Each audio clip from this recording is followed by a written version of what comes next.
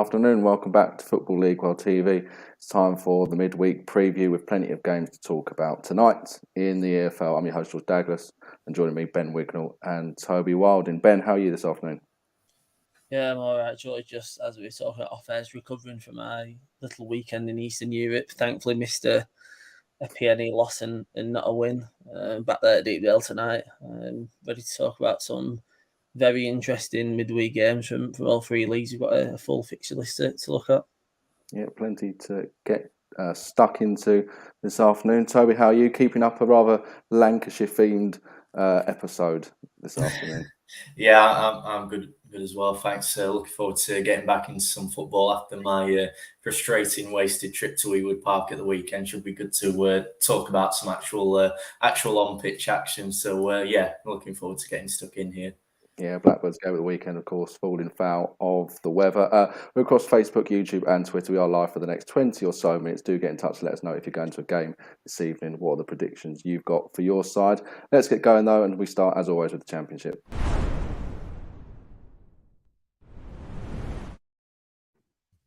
Ben, we might as well come to you first of all. It makes sense given that we're talking Preston North End against Nottingham Forest.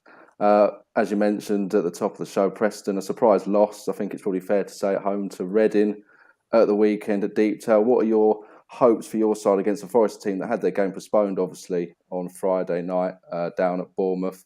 So they'll be feeling fresh and obviously wanting to get back close to those top six spots. Yeah, can't say it's one I'm particularly confident after seeing what happened on Saturday. From what I've heard and from what I've seen on the highlights, we were given a real battering in the first half. You know, Lucas Jow and John Swift always seem to have a good game against us. I think Jow's done it for a few clubs now in Reading. You know, the latest one, he's kind of had the beating of our back line. Don't see Patrick Barrow lose to any individual battles all season, but he looked like Jow, you know, dominated him. And I think that result may have given Ryan Lowe some, you know, food for thought when it comes to the selection for tonight. He changed it up. He's always gone for, you know, a 3-5-2 since he claimed a few months ago, Ryan Lowe, and he switched up to a back four late in the first half.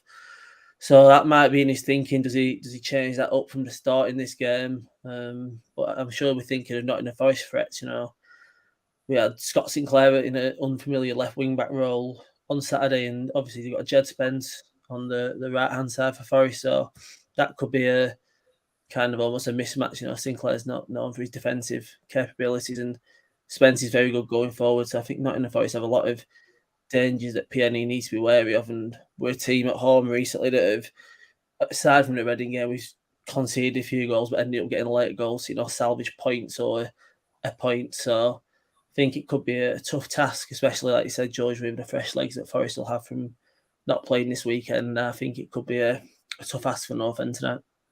Toby, how did Forest go about this one? Would you say, you know, as we've mentioned, no game for them over the course of the weekend, a late call off with their trip down to Bournemouth.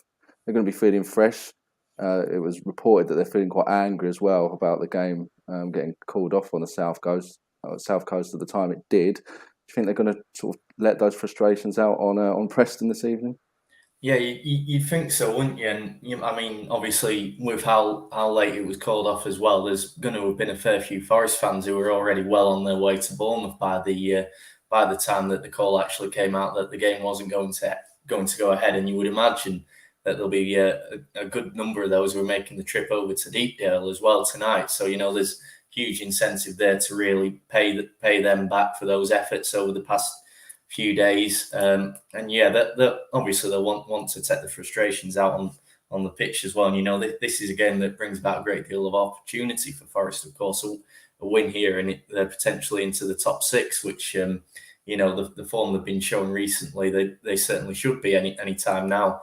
With how they're playing, it's hard not to see them breaking into those playoff places if they carry on the way they have been doing. And I mean, admittedly, whilst they are going to be fresh after that postponement on Friday, the fact is they will still have been working towards playing Bournemouth up until this weekend. So it's not as if they've had more time to prepare for the Preston game, which is potentially one thing still to consider. But as sort of Ben was saying, with the way Preston set up at the minute, they've quite often been a three at the back with wing backs this season, and you just wonder with the way Forest can double up, particularly on that right hand side with Spence and Brennan Johnson, whether that is something that they could really exploit if Preston do stick with that almost just the one wide man. It's going to be a huge task for whoever that might be to deal with both of those two, particularly if it is someone like Scott Sinclair who is not a natural in that position. So that to me sort of suggests this could be a big opportunity for Forest to sort of, as I say, give those fans something of a consolation after the frustrations of Friday, and really get back on track and keep their playoff push going. Okay, let's get to some score predictions. Wayne Walden's got in touch on YouTube. Good to have you with us, Wayne. Forest are a good team. Back in a 3-1 win. Wayne, of course, a Fulham fan. Ben, let's come to you first of all. What's your prediction? Can you see your team getting anything out of this one? Don't like being too negative about me, but I do think we might come unstuck again tonight. I can see perhaps a 2-1 Forest win. I was quite impressed when I went to the City ground to watch them against North End earlier in the season, but we had a different manager then. But I can still see Forest, unfortunately, coming out of a 2-1 win here. Okay, Toby, what are you backing? Yeah, I'm going to go Forest as well. I mean, Preston, it's not been great for them on their own soil this season, so that's another thing to throw into this. And obviously, they can fight back. They showed against Reading that they do have it in them to sort of mount comebacks, but I just think Forest are going to have too much for them on the day, so I'll go for a 2-0 away win. Okay, I think I'm going to agree with both of you there. I can only really see a Forest victory at the moment. I think they're going to be chomping at the bit to get going this evening. I'm going to go for a 2-0 Reds victory as well. Let's move away from that game. Let's talk Middlesbrough against West Brom next. Toby, we'll come to you and talk about Middlesbrough first of all. A surprise loss really for them at the weekend against Bristol City. I guess the question's going to be, how do they respond from that? And you would probably expect under Chris Wilder that they're going to respond quite emphatically in what is a big game against a West Brom team that's been struggling of late. Yeah, absolutely. I mean, as you say, I don't think anyone really saw that result coming at Ashton Gate at the weekend, even with sort of the fact that Boro, perhaps haven't been the best on their travels this season. You would still have expected them with the form that they have been in to sort of go there and win. But what we have seen from Boro under Wilder in particular is that they can bounce back. They do bounce back quickly. They did so against after that defeat at Blackburn, which was, I think, their first one under Wilder, certainly after a decent unbeaten run. So they can respond well to that, and as you say, I think this will be an opportunity for them. They're at home. They've got a good home backing. You would expect, and they're still well in this playoff push. There's no reason to panic. Any club's going to have a result like what they did against the Robins at the weekend at some point between now and the end of the season, you would imagine.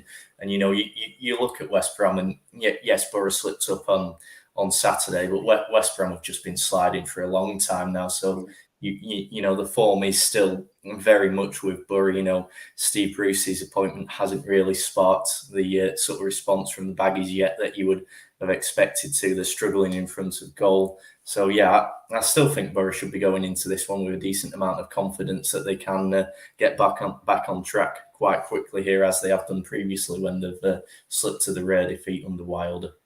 As for West Brom, Ben, another loss for them at the weekend at Luton. We touched on it on Monday's weekend review show here on Football League World TV.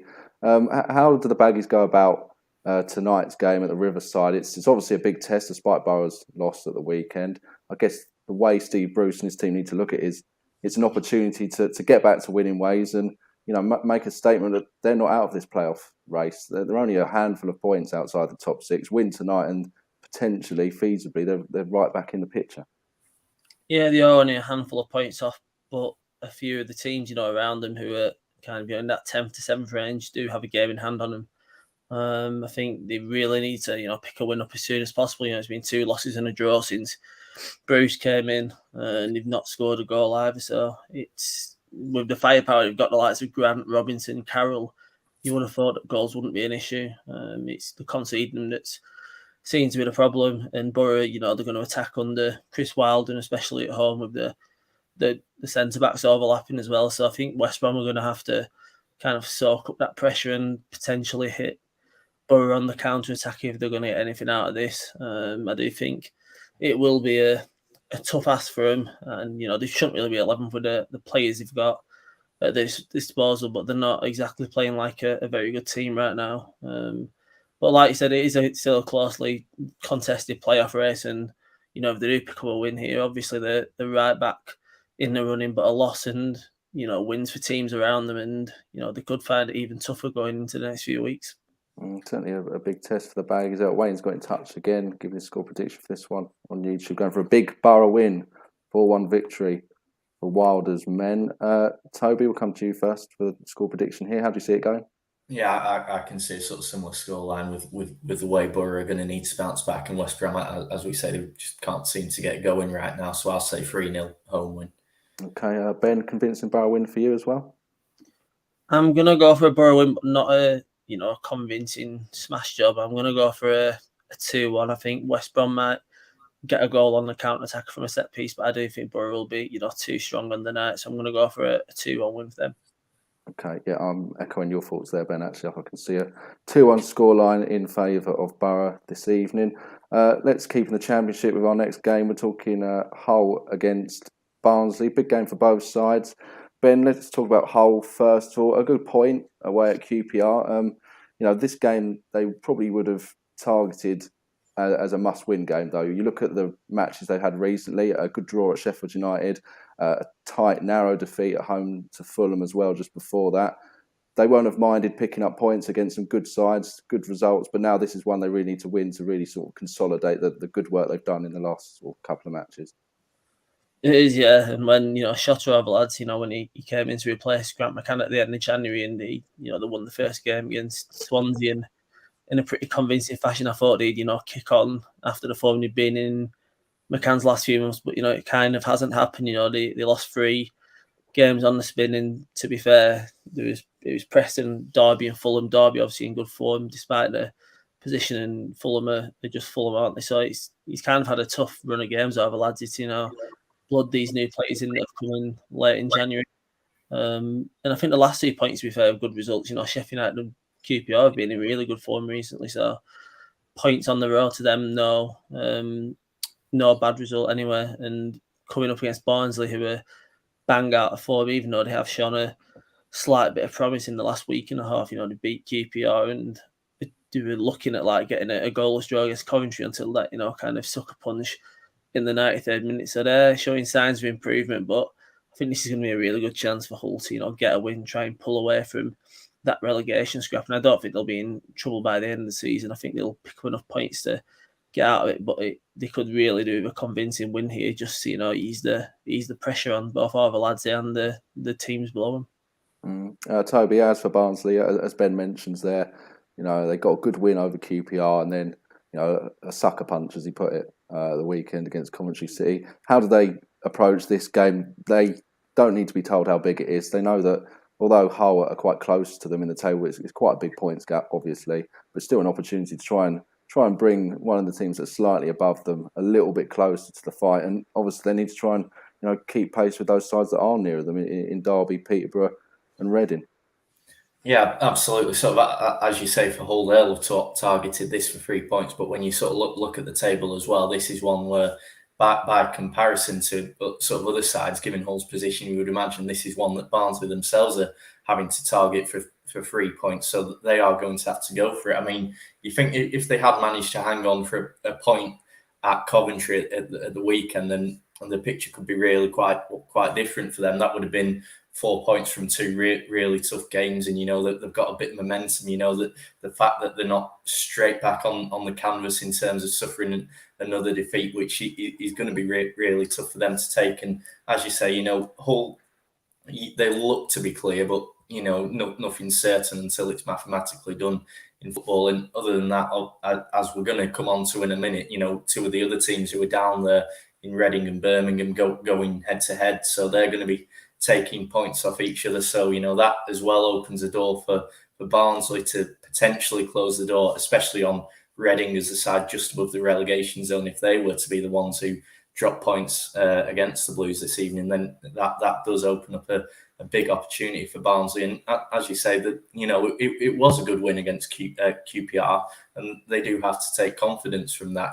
If they can beat a team in QPR's position, then why can't they beat other sides in this league? So absolutely, I think this is just one that Barnsley absolutely have to go for. Although Hull, with sort of a couple of solid draws have been picking up, it's still not going to be easy for them. It certainly isn't. Let's get the score predictions then. Wayne again on YouTube, going for another fairly big win, this time in favour of Hull City. He's going to go with a 3-1 victory over the Tykes. Toby, how do you see this one going?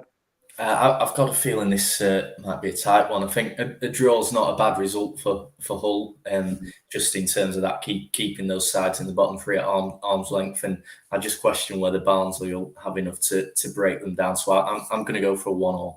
Okay, Ben, how do you see this one? I'm going to go with a Hull win for this one. I think they've got enough in the bag to see off Barnsley, who are struggling to score a regular amount of goals. So I'm going to go with a 3-1 Hull win. Okay, I'm going to go for a narrow Tigers win, 1-0 to Hull. I'm back in one final championship game to talk about before we move on to the fixtures in League 1 and League 2 that we want to discuss here on the midweek preview show, and that's Reading's game against Birmingham, as Toby sort of mentioned just where we were talking about Hull and Barnsley. Toby, let's talk Reading first of all. Paul Ince is now in charge. It'll be his first game in the dugout, in charge of the Royals.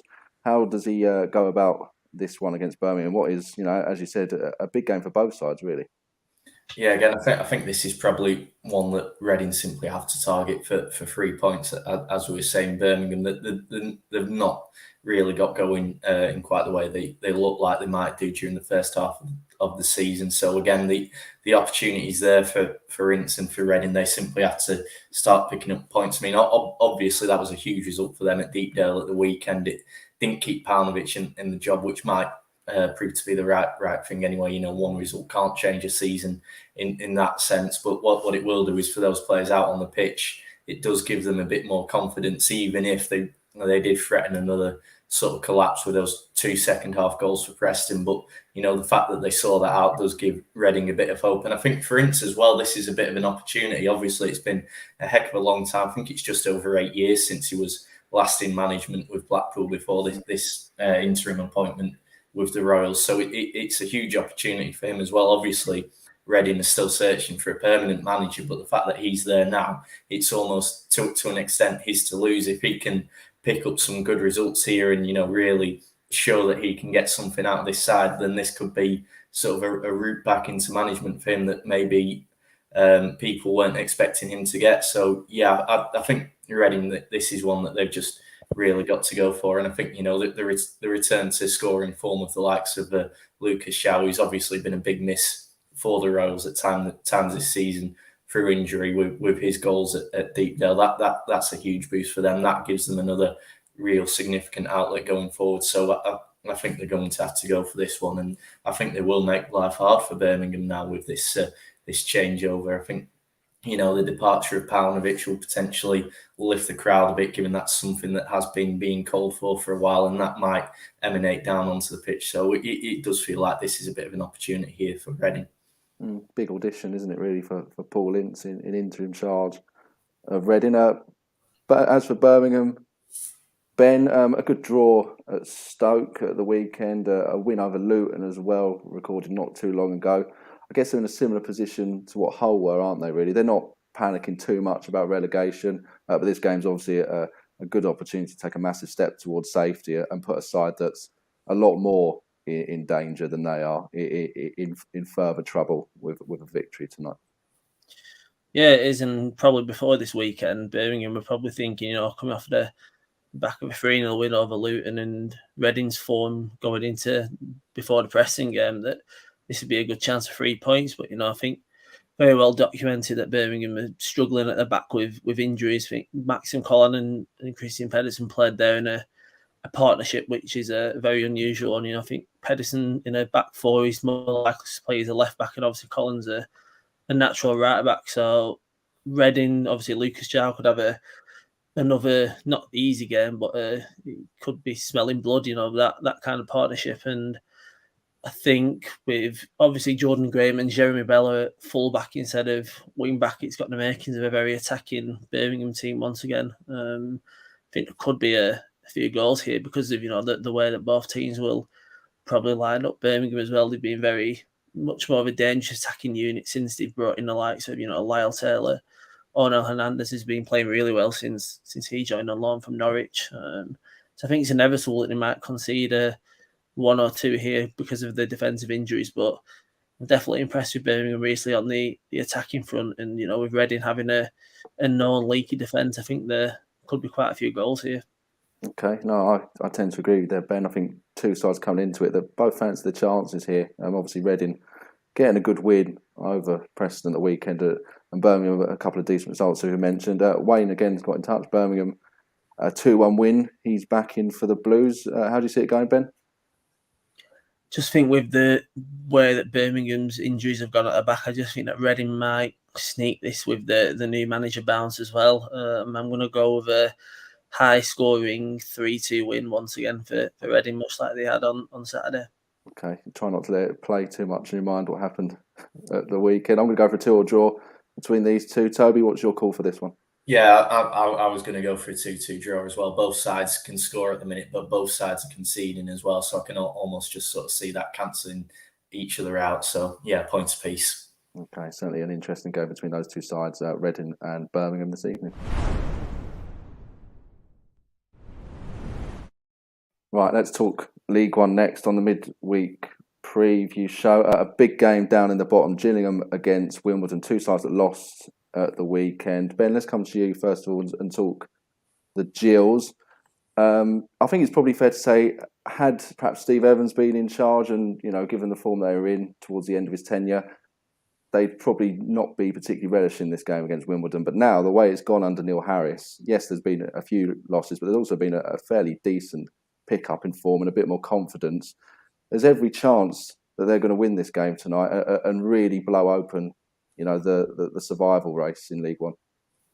Yeah, massive chance. I think the form has been up and down in recent months, but 7 points from the last 15 is not a bad return, and they seem to have really solidified at the back, especially under Neil Harris. You can't forget this conceded 7 goals just a month ago against Oxford United, and there's been no performances like that since Harris came in.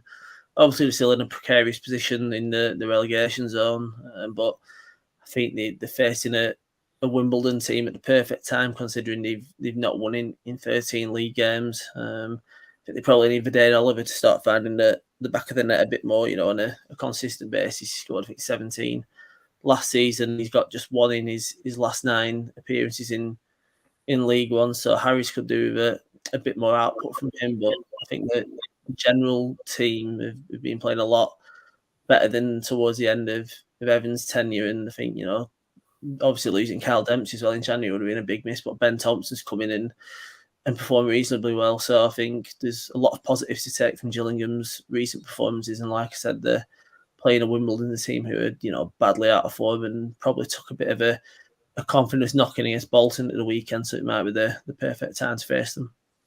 Heavy defeat for Wimbledon at the weekend. 4-0 it was against the Trotters, Toby.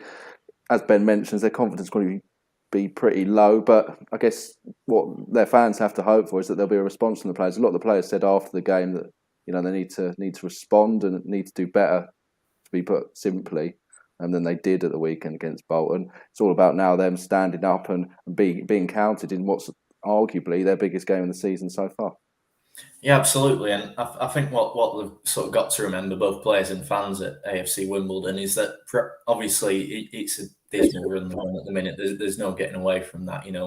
14 without a win in all competitions is just not good enough at any level. But what they can maybe take a little bit of heart from is the fact that before that defeat at Bolton on Saturday, they hadn't really lost by any big margins at all. They were all sort of the odd 2-goal defeats and then draws. So that suggests to me that on the majority of occasions they have been in games, and they've got to sort of take something from that. And obviously the form guide sort of all does point to Gillingham at the minute, but it's these sorts of games where strange things can happen. Gillingham, as we say, they might be the favourites on the form guide, but they're still under pressure. It's them and not the Dons who are still in the relegation zone at the minute. So they almost need this win more than Wimbledon do to some slight extent in that sense. And if Wimbledon can sort of really apply that pressure to Gillingham in some way, and obviously we know results can happen in football that are a lot more surprising than this, and they've got to sort of really take that belief into it that eventually they are going to get that win again, and this will be a really perfect game to do it in, to just give themselves that extra bit of a breathing space between themselves and the relegation zone, especially when you consider that the side's sort of sandwich between Wimbledon and Gillingham in that last relegation spot. And Morecambe, who have obviously got league leaders Rotherham and a big challenge there, so that means this is a big opportunity really for AFC Wimbledon if they can finally get that win, to really give themselves a bit more of a cushion to settle back on. So. Yeah, really huge game down in the bottom of League One. Toby, let's get your score prediction for this one. Yeah, as I say, it's one of them. You just, I don't know. I just look at this game and look at the sort of the circumstances behind that, and I just have that sort of something's got to give feel about it. So I'm going to go 1-0 Wimbledon. Okay, Ben, how do you see this one go? I'm going to go for a 2-1 Gillingham win. I think that obviously Wimbledon probably have the confidence knocked a bit, especially with a pretty young squad after getting beat by Bolton, and I think Gillingham can perhaps pick up the pieces with a narrow win. Okay, I'm going to go for a narrow Gillingham win as well. I think, as we mentioned, they've just got a little bit more resilient under Neil Harris, and I just think with the way Wimbledon have been recently, Gillingham might just capitalise on that. I'll go 1-0 victory. One other game to talk about in League One. It's up towards the higher end of the table, and it's Wickham against Wigan. Both had draws at the weekend. One was certainly more entertaining than the other. A 5-5 draw for the Chairboys, a 1-1 draw for the Latics against title rivals Rotherham. Toby, let's talk Wickham first of all. How do they, I guess, pick themselves up? It seems a bit odd to say pick themselves up after a draw, but they were 5-3 up and they were 3-1 up as well earlier on in the game against Cheltenham. Really, they should have taken all 3 points from that game on Saturday. But obviously, only got a point, and it continued their winless run. So it's an important game for them against a Wigan team that's obviously been really strong this year. Yeah, absolutely. There is a bit of pressure on Wickham here to go out and get that win, because I've sort of slipped through the playoff places a bit to the point now where they're only sort of inside the top 6 on goal difference. So they do need to sort of really bounce back from that. But I think they can almost, to an extent, take a bit of confidence from that goal scoring form that they showed at Cheltenham on Saturday. Because I mean, I've watched Wigan a few times this season, and they're a good side and they create chances, but they do seem to struggle to put them away at times. I mean, I saw them at home to Crewe, who were right at the opposite end of the table in a lot of trouble at the minute, and Wigan won that 2-0 in the end. But you feel like there was a lot more opportunities that they should really have taken, and Wickham are a side who, more than Crewe, probably have the capability to punish that, especially when you sort of look at what they did at the weekend in front of goal. So if they can sort of tighten up at the back from what happened against Cheltenham on Saturday, then I think they should really be confident that they might be able to create the chances and get the goals to sort of almost put this out of reach. Not that that's going to be at all easy, of course. Should remember, Wigan is still not an easy side to beat, even if perhaps the goals don't flow as freely as they should at times. But for me, that's the one way that Wickham are really going to have to approach this if they're going to win. Just keep things tight at the back, really frustrate Wigan, and potentially a smash and grab might be on the cards, but it will be tough, definitely. I suppose for Wigan, Ben, the task might be get a goal early and kind of knock Wickham's confidence from the start. And given that they conceded 5 at the weekend, if Wigan can get in early, there's every chance they can take 3 points here tonight. Definitely, yeah, but I don't think Wigan have been too convincing in recent weeks. I know at the end of January they kind of had a few draws where they looked quite shaky. And even before that, when they were winning games, it was only by 1 goal, so it wasn't exactly comfortable. And I don't think Wickham will be, making that mistake twice again, conceding as many as 5 goals. I think there might be a few changes to that team. So I don't think Gareth Ainsworth will stand for that. But I think Wigan at the minute have been showing they've got enough to get by, a certain level of team, the likes of Crewe and Charlton. But I think this will be a bigger test for them. Obviously, I think fatigue could set in quite soon with Wigan. They've got a bit of a fixture pile up coming up with the games in hand that they've got. I think they've got a good enough and big enough squad to cope with it. But I think this could be the toughest test for quite a few weeks. I know they lost against Sheffield Wednesday, who are a team that are in around the playoff places as well. So I do think that this could be a close game, despite Wickham, conceding 5 against Cheltenham. Wigan have, I think, for my mind, for anyone's mind, have got a better attack than Cheltenham as well. So, you feel like there might be goals, but I just don't think that Wickham will be that kind of unsolid at the back once again. Okay, let's get your score prediction, Ben. I'm going to go over a 1-1. Just like I said, Wigan have been getting by a certain level of team recently, but they've not really been blowing anyone away. I think that Wickham will put up a tough test. Okay, Toby, how do you see it going? Yeah, I'm sort of thinking along a similar line for this one, that, Wigan making hard work of games that they maybe should have been winning, perhaps presents an opportunity for Wickham if they can get things tighter at the back with the goal scoring form they showed there. So I'll say 2-2. Okay, I'm going to back a Chairboys win. I think they'll be kicking themselves after what happened at the weekend. I'm sure Gareth Ainsworth's going to get them right up for this one. I might just go for a narrow 2-1 Wickham Wanderers win. One final game to talk about on the midweek preview show here on Football League World TV, and that sees us go to League Two. Swindon take on Walsall. Ben, let's come to you first. So let's talk Swindon. They've won their last 2 games. I see this as an opportunity to make it 3 in a row, but obviously Walsall are enjoying a dose of new manager bounce. Won a game after Matt Taylor's exit. Michael Flynn's gone in there now, and he helped them record a really impressive victory at Forest Green. So Swindon needs to be very wary, don't they, tonight? They do, yeah. I think I said in one of the previews the other week, Swindon, they lost a few players like Tyrese Simpson back to Ipswich, but getting Louis Barry and Josh Davidson, I thought they could perhaps help the scoring burden ease off Harry McCurdy. He scored quite a few goals this season, and since then, Davidson scored 3 times and Barry got off the mark against Carlisle, both in 3-0 wins. So I think after that late loss against Exeter, they were 1-0 up a few weeks ago and lost 2-1. They've turned it around kind of, and they're still in that promotion race, and they're definitely firing on all cylinders up front. But like you said, it could be a tough ask here. Walsall have got the new manager bounce, even when they let Matt Taylor go and Neil McDonald was in caretaker charge. They beat Tranmere as well, who are in good form. So, 2 wins over promotion chasing teams. I think it shows that Walsall probably in a bit of a false position, and it's going to be a real tough ask for Swindon to get a dominating win like they have done in the last 2. As for Walsall, Toby, as we mentioned at the weekend, an eye-catching 1-0 victory over the runaway league leaders Forest Green. I don't think anyone's predicting that Walsall are going to be suddenly playoff contenders. There's probably too many points, even though there are enough games mathematically for them to turn it around. But having said that, Michael Flynn's already laid out his ambition that he wants to turn Walsall into a championship side in the coming years. So this is another opportunity, as at the weekend it was against Forest Green. This is another opportunity to show the kind of project that he's looking to put in place at Walsall against, as we mentioned, at least a playoff contender in Swindon tonight. Yeah, massively.